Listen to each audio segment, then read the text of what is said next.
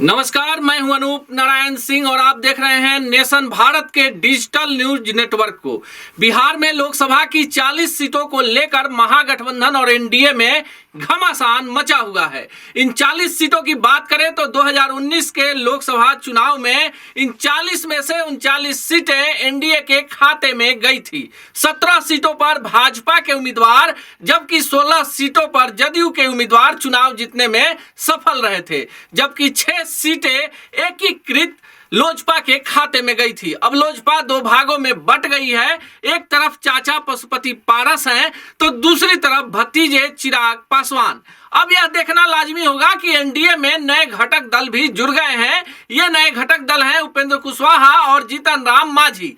ऐसे में सीटों का बंटवारा एनडीए के लिए भी आसान नहीं है, पर जो खबर है उसके अनुसार 17 सीटों पर जदयू और भाजपा चुनाव लड़ेगी। बाकी बची 6 सीटों को ही लोजपा और उपेंद्र कुशवाहा तथा जीतन राम मांझी के बीच में बांटा जाएगा। लेकिन खबर यह भी है कि चिराग ने सीधे अमित शाह से मुलाकात करके 11 लोकसभा सीटों पर दावा ठोक दिया है, जिसमें हाजीपुर की सीट भी शामिल है। आपको बता दें कि बिहार में मौजूदा जो राजनीतिक हालात हैं, ऐसे में चिराग पासवान चाह कर भी भाजपा पर कोई बड़ा दबाव नहीं बना सकते हैं, क्योंकि नीतीश कुमार का साथ मिलने के बाद भाजपा फिर से अपने पुराने वोट बैंक पर वापस लौट चुकी है। 3 राज्यों में भाजपा की वापसी ने कहीं ना कहीं भाजपा के मनोबल को बढ़ाया है और मध्य प्रदेश में यादव मुख्यमंत्री देकर उत्तर प्रदेश और बिहार की राहें भाजपा ने अपने लिए आसान कर ली है।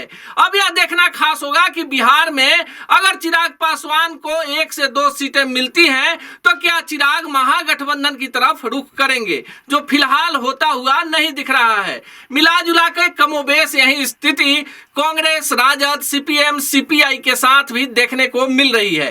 कांग्रेस 15 सीटों पर चुनाव लड़ना चाहती है।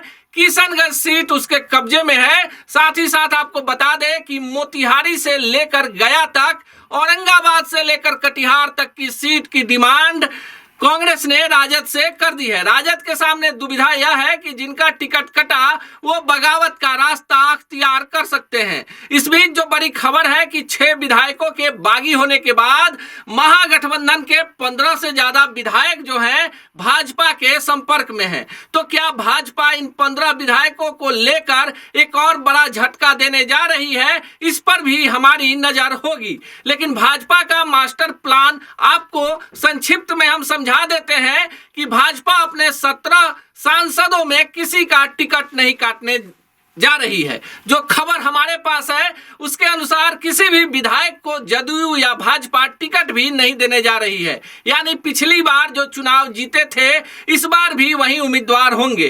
किशनगंज सीट को लेकर थोड़ी सी दुविधा है, तो जीतन राम मांझी के लिए भाजपा गया सुरक्षित सीट खाली कर सकती है। जदयू पर दबाव बनाया गया है कि काराकाट या वाल्मीकि नगर जो कुशवाहा बहुल क्षेत्र है उपेंद्र कुशवाहा के लिए खाली छोड़ दिया जाए।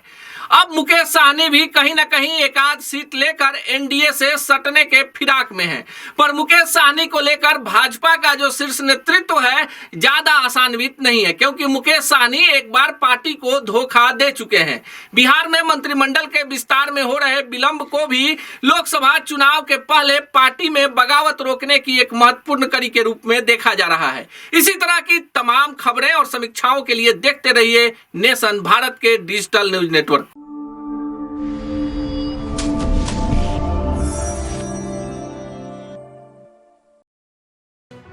लेटेस्ट खबरों से जुड़े रहने के लिए हमारे चैनल नेशन भारत को सब्सक्राइब करें और बेल आइकन को दबाएं ताकि कोई खबर छूट न पाए।